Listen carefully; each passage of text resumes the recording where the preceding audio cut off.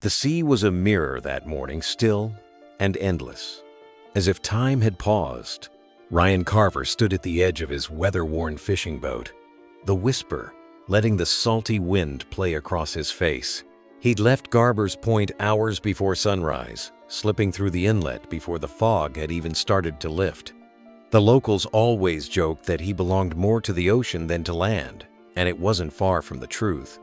Ryan had been fishing since he was a teenager, and now at 48, the rhythm of the tides felt more familiar to him than the ticking of a clock. This was his sanctuary, the open water, the solitude, the quiet tension between the sky and the sea. There was something sacred about mornings like this. The soft pink glow rising over the horizon, the low hush of waves lapping against the hull, the distant cry of gulls that hadn't yet decided if they were hungry. Ryan poured himself a cup of coffee from the scratched steel thermos he always brought along, leaned back in his chair, and waited. That was the thing about fishing. It wasn't about action. It was about patience, about learning to read the silence. 3 hours passed without a single bite, but Ryan wasn't concerned. The sonar had picked up something deep, a slow pulse beneath the surface, too large and too distant to be anything ordinary. He cast again and waited. Just before 8:30, his rod snapped downward with a violence that startled him out of his stillness. The reel screamed as the line tore into the sea. Ryan lunged, gripping the rod tight, his boots skidding across the wet deck as the thing on the other end pulled with terrifying force. This wasn't a tuna, or a marlin, or even a shark. It didn't fight like any fish he'd ever hooked. It didn't thrash it, dove deep, relentlessly, as if trying to return to somewhere far below. For nearly half an hour, Ryan wrestled it, muscles burning, jaw clenched, sweat cutting rivers down his neck despite the morning chill. At times, he thought he'd lose it, that the line would snap or he'd be pulled overboard. But slowly, inch by inch, the creature began to rise. When it broke the surface, Ryan froze. It was a Goliath grouper larger than any he had ever seen, over 7 feet long, with mottled green-black skin and eyes like ancient marbles. Its presence was almost unnatural, as if it had been swimming in darkness too long and had dragged something with it from another world. The fish didn't thrash. It barely moved. It just floated there beside the boat, watching him. Ryan maneuvered the winch and hauled the beast aboard, careful not to damage its massive body. The deck groaned under the weight. He knelt beside it, hands still trembling, eyes wide not just from the size of the catch, but from what he saw inside its mouth. At first, it looked like a piece of metal, maybe part of a diving rig or a broken lure. But then it rolled smooth, spherical, glinting gold and silver in the rising sun. Ryan reached into the grouper's massive maw and lifted the object out. It was a sphere, perfectly round, about the size of a softball, but far heavier than it looked, and warm. Not sun-warm, alive, warm. It was smooth unnaturally so, without seams or markings, like it had been forged by something that didn't need tools. As he turned it in his hands, a strange humming filled the back of his skull. Not a sound, a feeling, a low, resonant vibration that seemed to come not from the object, but from inside him, from inside the sea. Word spread quickly once Ryan brought the catch to shore.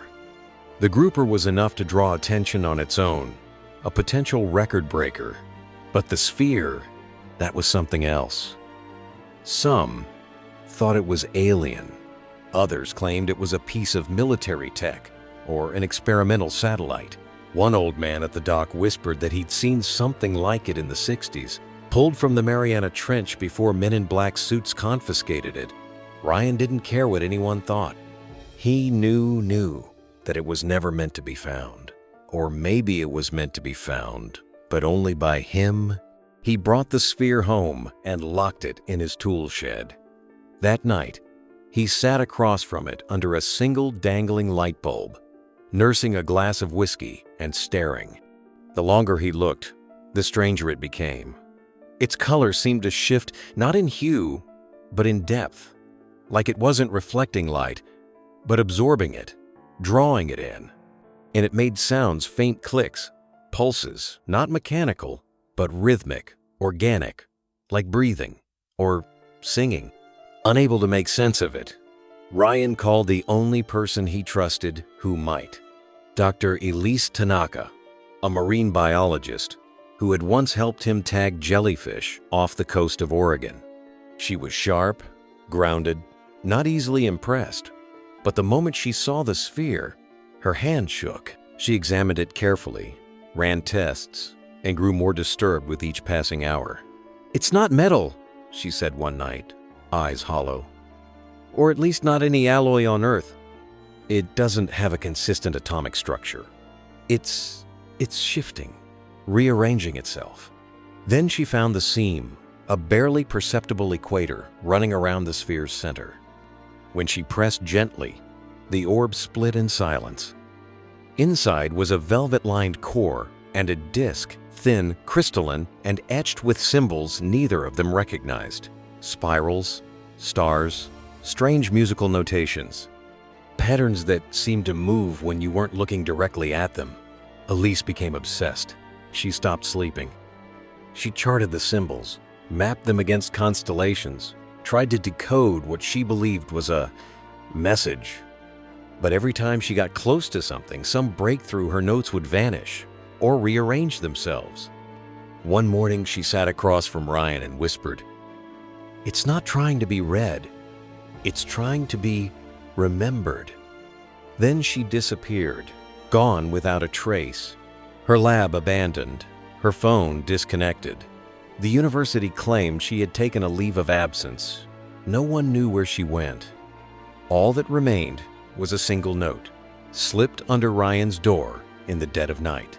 It read, "Stop. Do not follow. Do not search.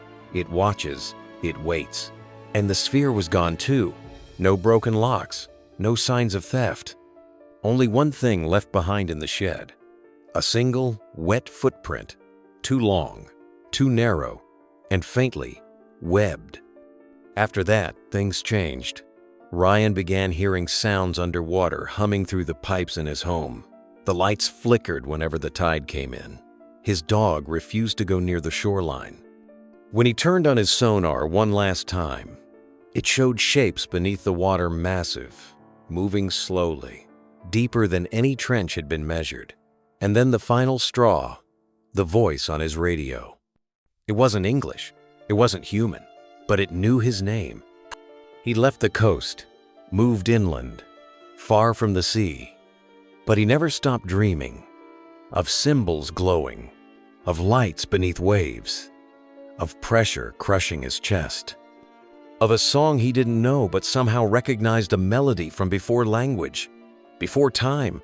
Years passed. Ryan aged, fished no more. Then one morning, he returned to the shore, just to walk, just to look. The tide was low, the air was still, and there, half buried in the sand, was another disc, thinner, darker, sharper. He didn't touch it. He buried it again and walked away. Some say the ocean keeps its secrets. Others say it gives them slowly, in pieces, to those it chooses. And sometimes, just sometimes, it leaves something behind.